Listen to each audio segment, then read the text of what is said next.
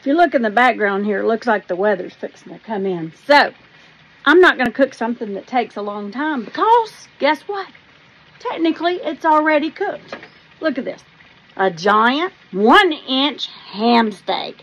This is big enough to feed 4. And there's only a couple things you need to make this ham steak.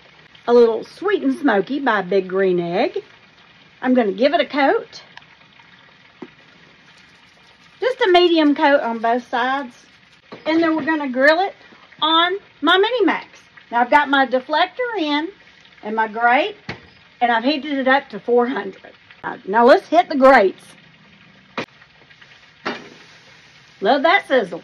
Now once I get good grill marks on each side, I'm going to coat it with some Savannah Bee hot honey.